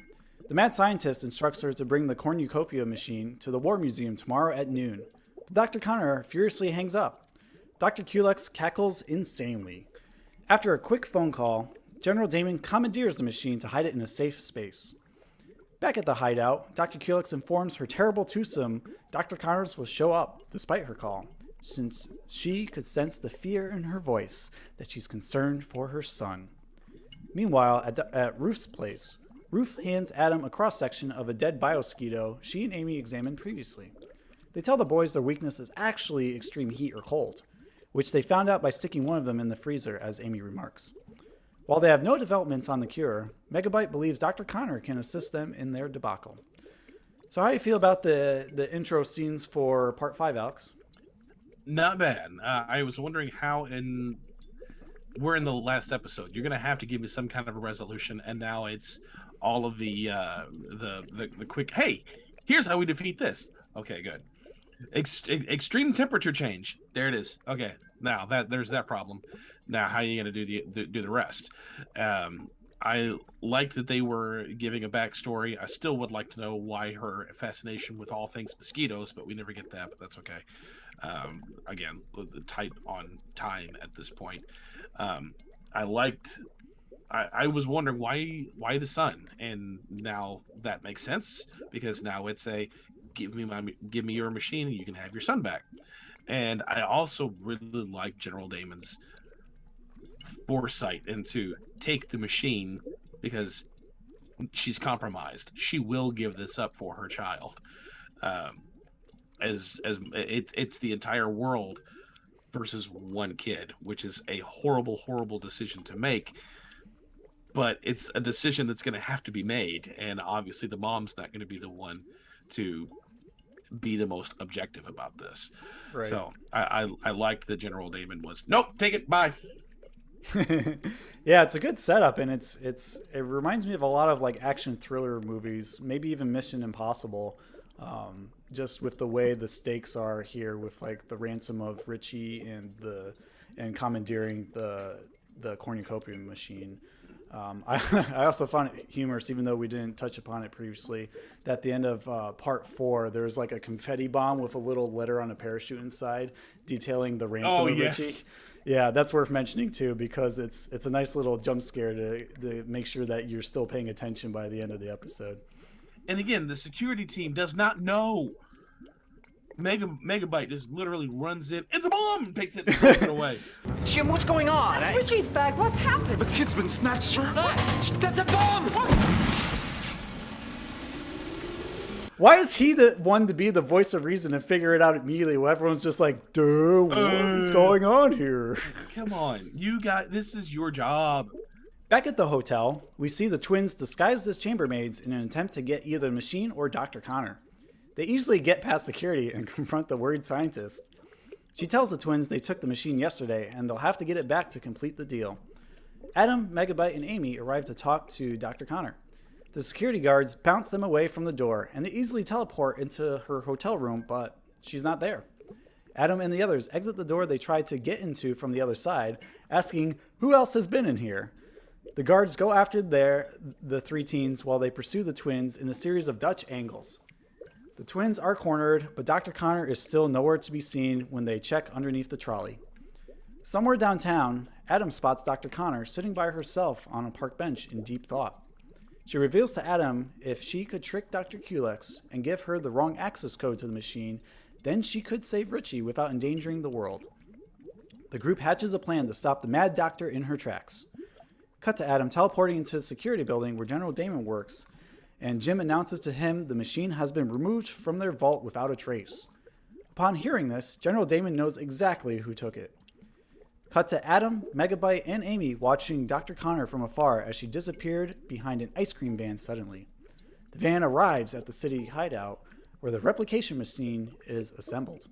Dr. Culex remarks patience is a terrible affliction she suffers from herself, or impatience, then drones on about her mosquitoes terrorizing the world once the machine sets forth the final phase of her plan. Dr. Culex reveals Richie unconscious inside of one of her cocoon tombs.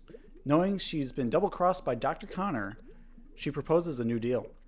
Give her the access code, and she'll give Dr. Connor the antidote to save her son.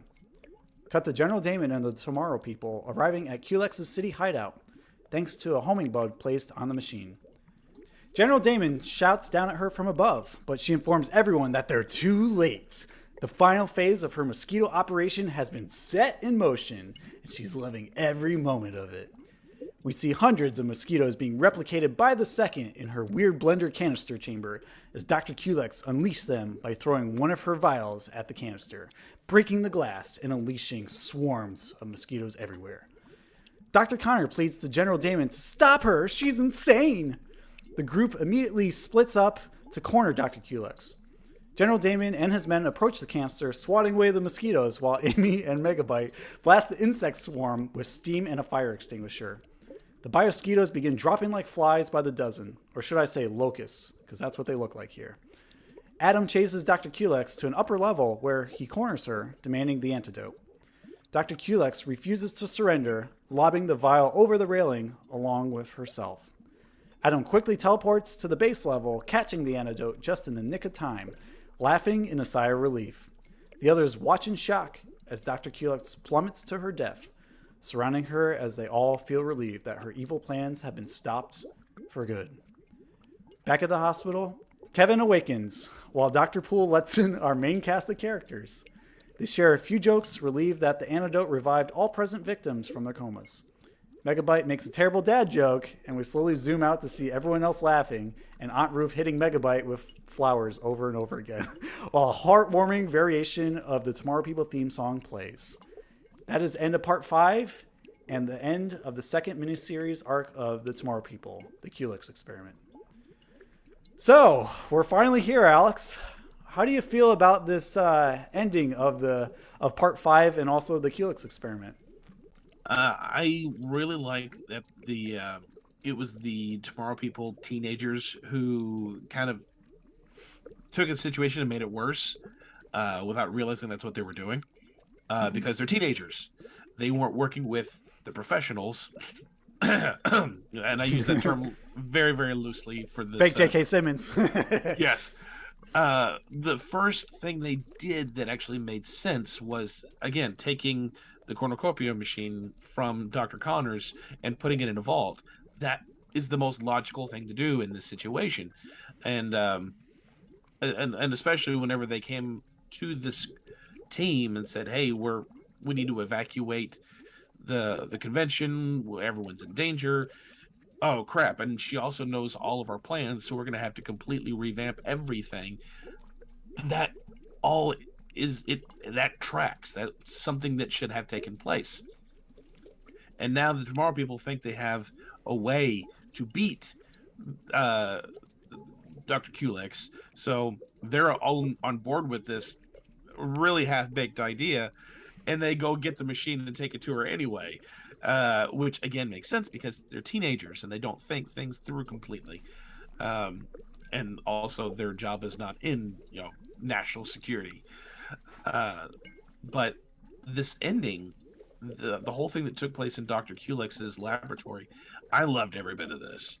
I had remarked earlier how the effect for the mosquito is not all that great, but whenever there's a swarm of them, it looks a lot better. They actually had done some really good staging of it this time around, because they kept them off to the side for whenever they were going upstairs or whenever they were spraying the fire extinguishers, and they were keeping them within the fog. even though you could see that they weren't being completely enveloped by the fog, because of the effects, but they were trying. They took some away, so like faded them out a little bit. So they were doing more than what they had done before, and actually put them in the correct staging, the correct blocking on the screen. So that was much better. I kept wanting someone to go full Will Smith on Men in Black. Just oh.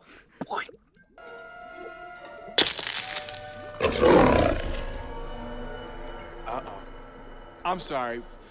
Was that your auntie? Oh, then that must mean that that's your uncle then, huh? Oh man, you just gave me an idea for like an alternate ending for this, where it turns out that Dr. Culex is actually a giant mosquito herself, kind of like that roach in that nasty ass man suit in Men in Black. Which would that would have been amazing.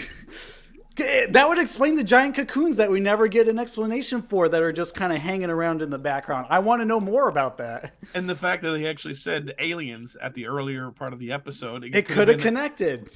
Yeah. See, there Insect you go, aliens. Writers. There you go, writers. We just fixed your problem. Yeah, hire us, please. No, we're 29 years too late, unfortunately. It was a very good ending. I still no word on the scientist. You still don't see him come back. The inspector has done absolutely nothing this entire series that has been any help, so he could have been taken out altogether. But I do like this climax. It was very, very solid. The whole ending scene in the hospital. I mean, even the doctor was... Doctor, is he going to be all right? Well, it's a highly effective antidote. I mean, look at him. Or young Richie here. Come to think of it, look at me.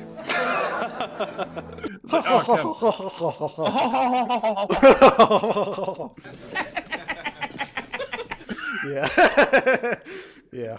And I did like the dad joke and how everyone was groaning about it. We'll tell you all about it. It's quite a story. Yeah, a story with a sting in its tail. And then I was laughing even more at exactly what you said, Ruth, hitting him over the head with a bouquet of flowers. You could tell she was just as the camera's pulling back. You know, she's looking back at the actor, going, "Okay, do I have to keep doing this? I can keep doing this." And then does it keep 4 more times. Looks back again. Am I still going? Okay, I'm still going. And then does it some more. Just going. Stop hurting me! The thorns are scratching my skin.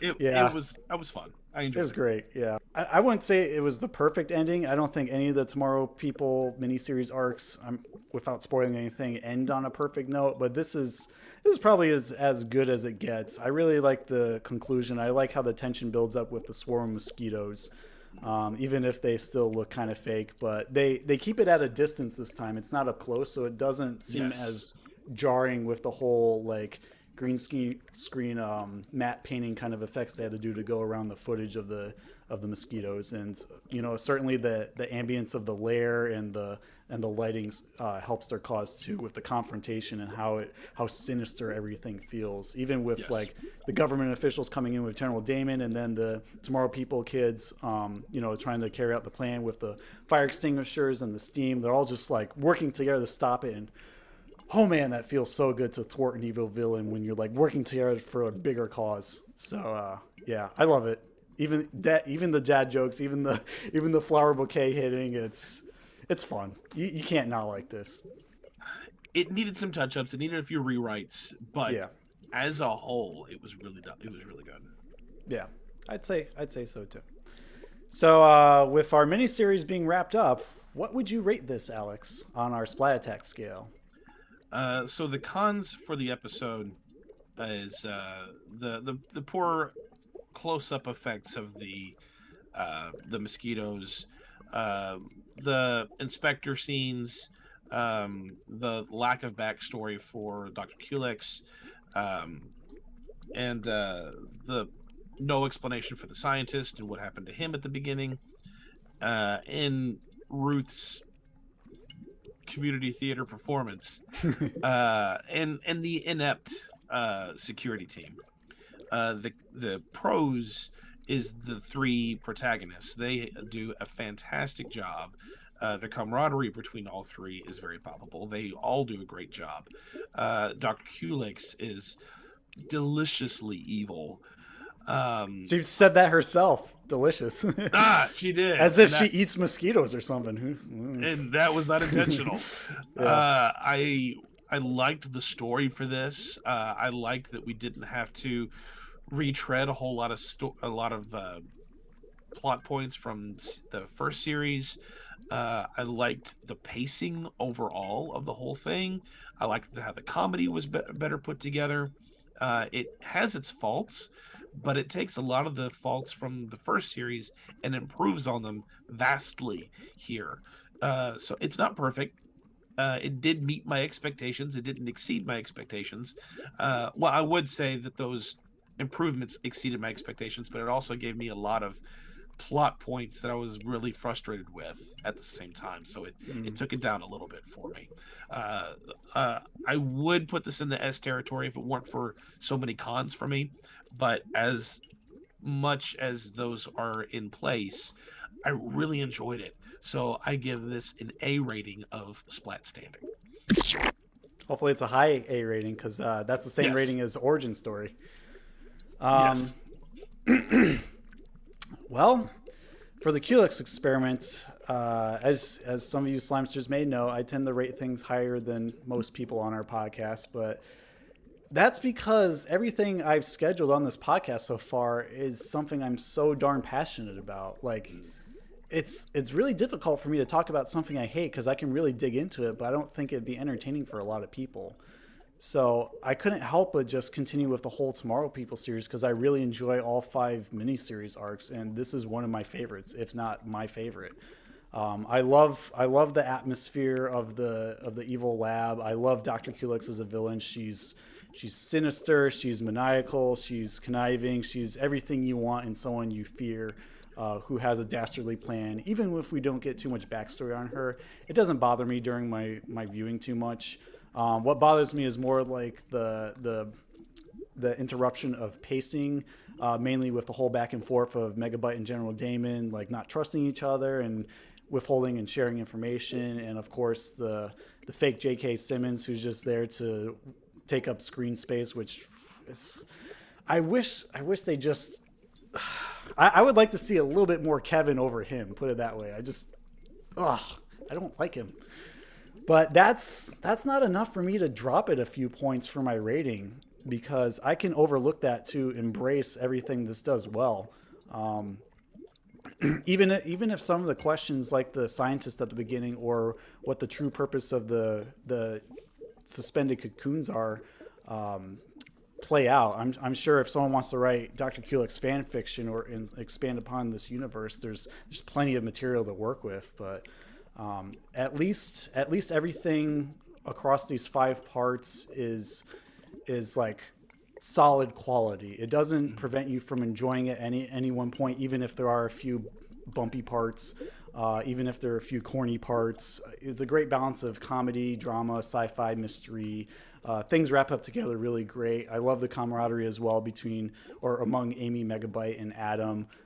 Glad they wrote out Kevin for obvious reasons. So I thought about giving this an S, but I feel like it would do it a disservice just because I love this one so much. It's my favorite Tomorrow People miniseries arc. So I got to bump it up to a double S.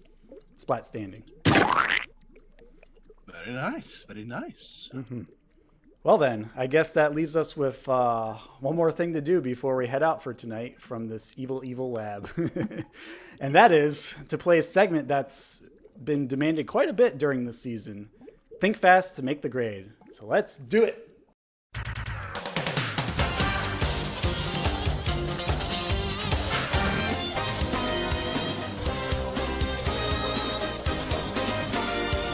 Time to think fast to make the grade. Okay, so for Think Fast to Make the Grade, I'm going to test Alex's might to see if he paid attention enough while watching the Culex Experiment with some Tomorrow People trivia. We're going to do a few more questions than usual, so hopefully you can keep up as each question ramps up in difficulty by a little bit, as noted with their point values. Obviously, we would have loved to have Christian Smid, Kristen Tessier, and Naomi Harris here to play along with us, but due to their busy schedules and difficulty just connecting with them in time for this recording, they were unable to make it. So, yet again, it's just Alex versus himself, and if you Slimesters at home want to play along, feel more than free to join along or play with friends who are watching with you. So let's begin. So question 1, this is for 1 point. Which main character who is present in the origin story of Tomorrow People was replaced by Amy, who is in seasons 2 to 4 of the Tomorrow People? That was Lisa. Ding, ding, ding. That is correct. 1 point for Alex. Next question, 2 points. Where was Kevin taken once he was bit by a mosquito? And where was he taken once he was kidnapped from the first location? So you get 1 point for each part of that question. First, Megabyte took him to the hospital. And then the second, the twins took him to Dr. Culex's lab, or in the pod. Ding, ding, ding. Also correct. 3 points. So far, so good. Question 3 for 2 points. What word is Culex Latin for? Mosquito. That is also correct. 2 more points. So you're up to 5. Question 4 for 3 points. A little bit more difficult now. Name all 3 characters who were stored in the cocoon tombs within this miniseries. Kevin. Mm-hmm. Adam. Mm-hmm. The son, Dr. Connor's son. Do you know his name? Richie. Yeah. That is correct. Kevin, Adam, and Richie. 3 points. So we're now up to 8 points. Wow, so far batting 1,000. Awesome. Question 5 for 3 points. Name the 3 psychic powers of any of the Tomorrow People use in this miniseries arc. The ones that they mention on screen. Oh, they mentioned. Well, I'm just thinking of the ones they did. They did teleportation. Mm-hmm. Telepathy. They talk to each other. Yep. What was the third one they did? Yeah, the Vulcan mind meld. Yes, that is correct. Yeah, telepathy, teleportation, and mind merging. I thought we would have seen more different types of powers, but I'll take it. So yeah, 3 points. So that would be 1, 2, 3, 4, 5, 6, 8, 11 points. Doing great, Alex. Whoop. Okay, question 6 for 4 points.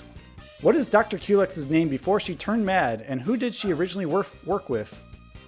She worked with Dr. Connors. Mm-hmm. And Jeffries?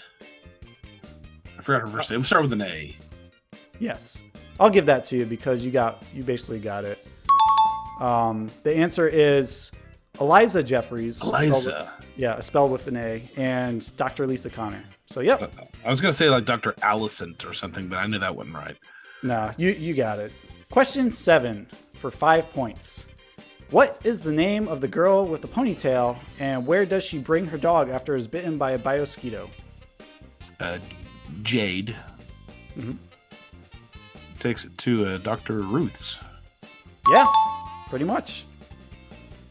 So that's 5 points for you, bringing you up to 20. Okay, last question. 10 points total, 2 per correct answer. So you know that you're going to have to name a lot of stuff here. Let's see. Name all the insects Ruth compares the biosquito to when lamenting how Dr. Culex tampered with nature. Mosquito. Mm-hmm. Scorpion. Locust. Mm-hmm. Hornet. You got them all. Hey! Yeah.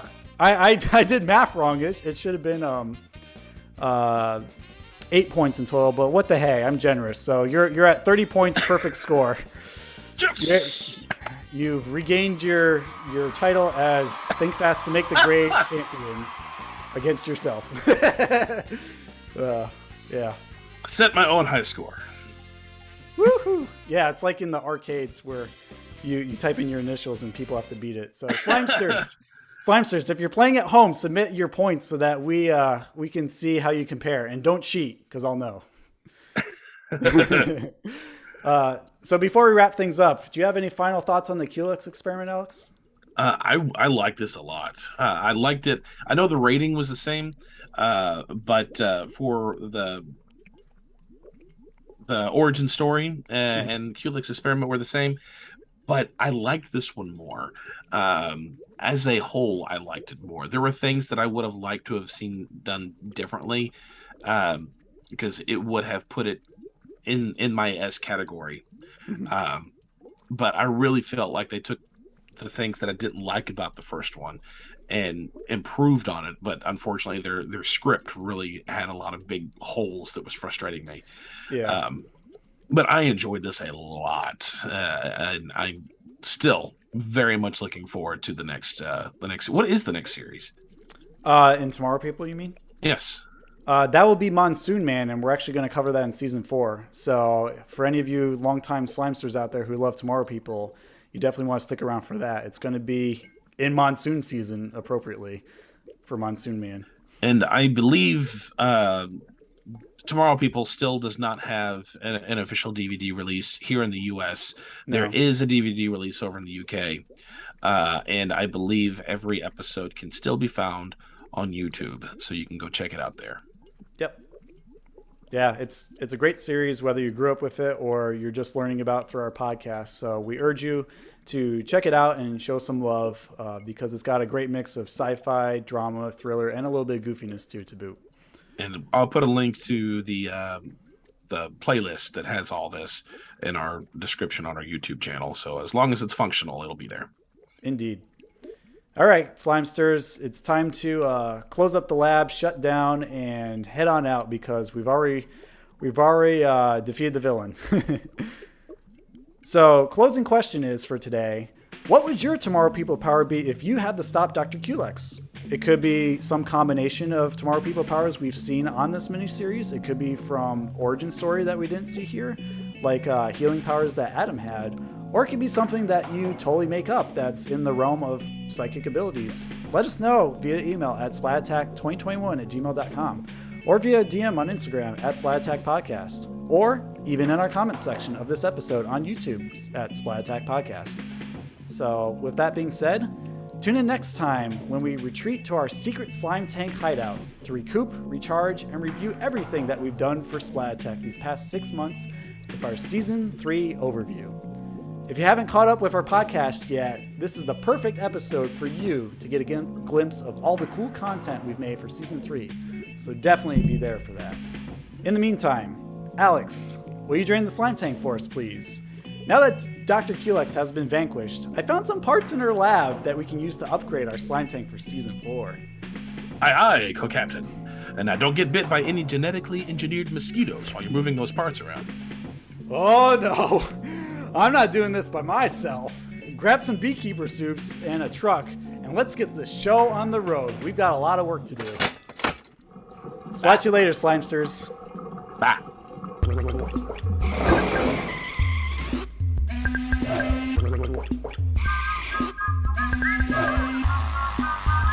Reprise the theme song and roll the credits. Hard to believe, folks, but it's time to say goodbye. Nighty-night. Hey, check us out next time for more adventure and another great legend of the Hidden Temple. What'll we do till then? Chill for a couple. We'll be back. You're on, Nick. And it was time for the superhero to move on. I declare this meeting of the Midnight Society closed. Bye-bye. Nature is ingenious, but not one of her creations is perfect. The mosquito. Do you like mosquitoes, my dear? No?